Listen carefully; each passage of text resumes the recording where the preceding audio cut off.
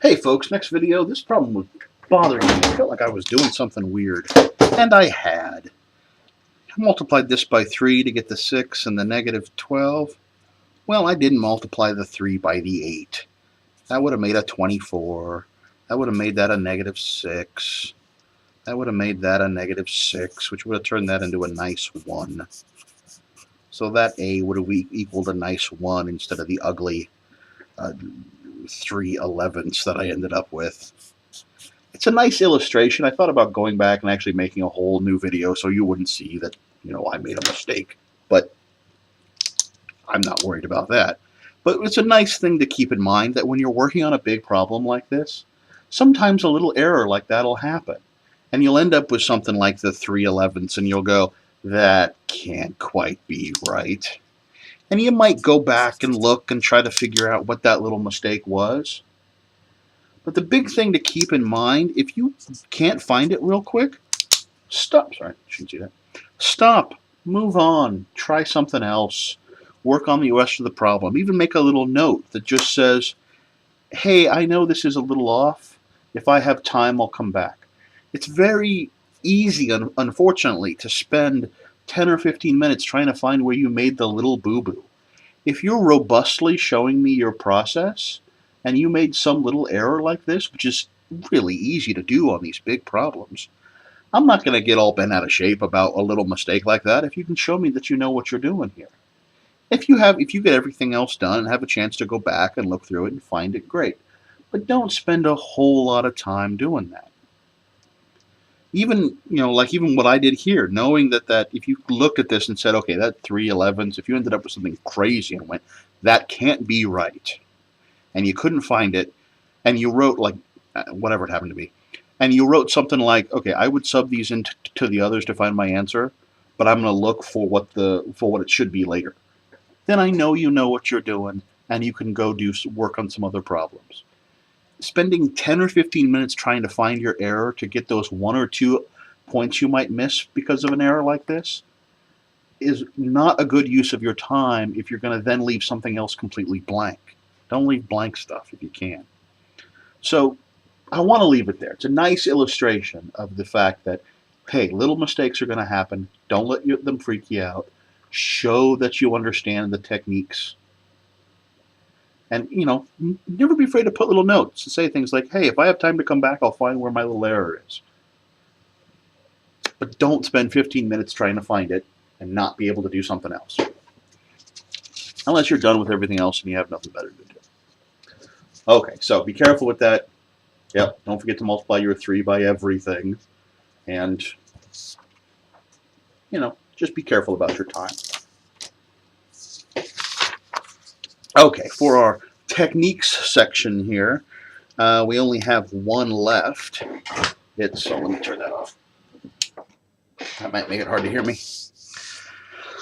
So for our techniques section, the last thing we have left is find the intersection between the 2x plus y equals negative 1, 2x plus y equals negative 1, and the circle x squared plus y squared plus 3y equals 22.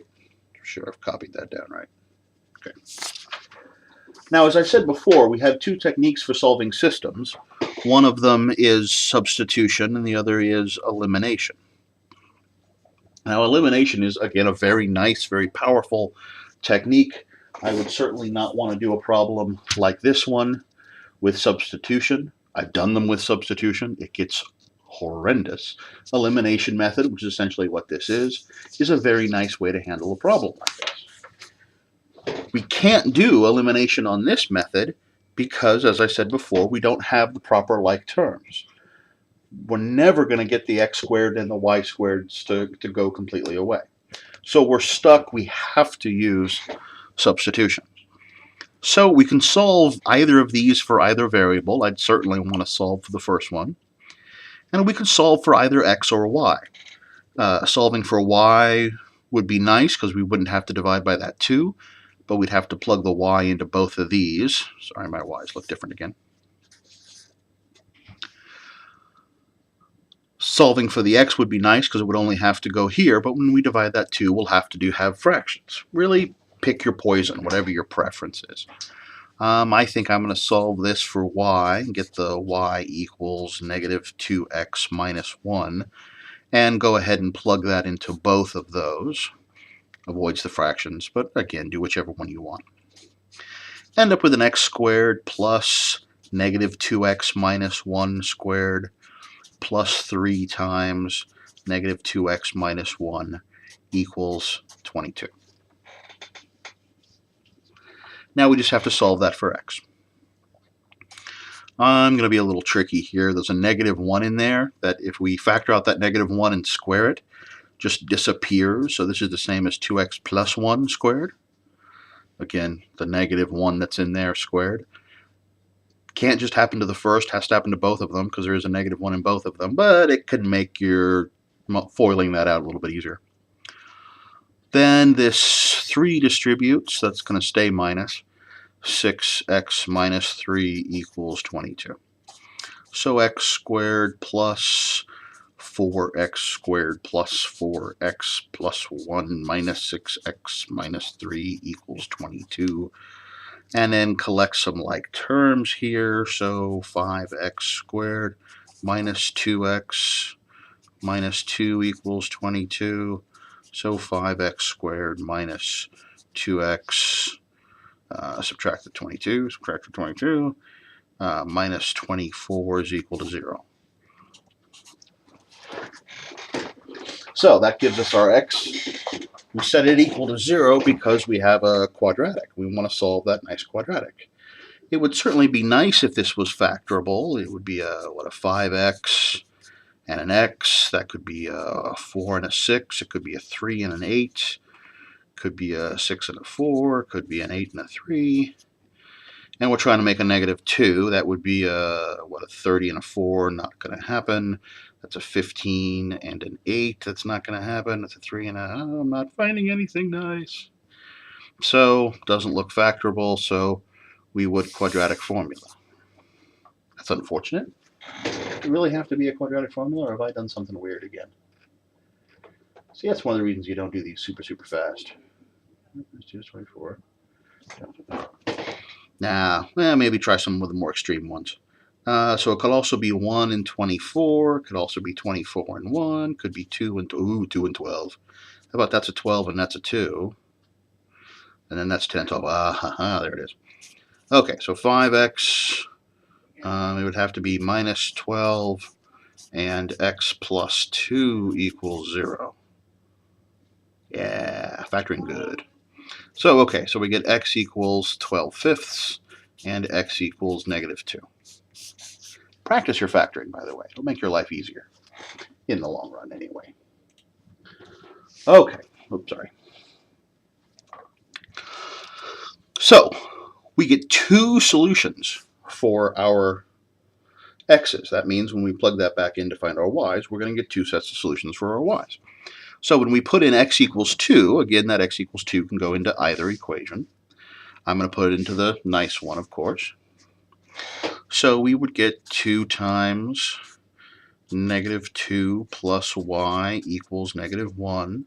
So negative 4 plus y equals negative 1. So y equals 3. So we get this nice point here, negative 2, 3. That negative 2, that 12 fifths has to go in. 2 times 12 fifths plus y equals negative 1, so 24 fifths, plus y equals negative 1, so y equals, how about negative 5 fifths? It's the one with common denominators, minus 24 fifths, so negative 29 fifths. So it looks like the other solution is 12 fifths and negative 29 fifths. So we got 2 solutions. 2 solutions shouldn't be a surprise. This equation is an ellipse. This equation is a line. How many times does a line hit an ellipse? Well, it hits it twice, so we got 2 numbers. So hopefully that seems incredibly reasonable. Okay, so that's the last one on the, oops, where'd it go? technique final section. By the way, they're split into the applications and techniques. When I do in-class tests on one day of the final, they take a techniques final. It's all just mechanic problems. And on the second day, they do a word problem test. It's all word problems, just because I have two 50-minute sessions. You guys will take a combined test and have, of course, a lot more time. So just in case you're curious why it's separated into two pieces like that. Okay, but to keep them separated, I'm going to do the application ones on different videos. So this one's going to be short.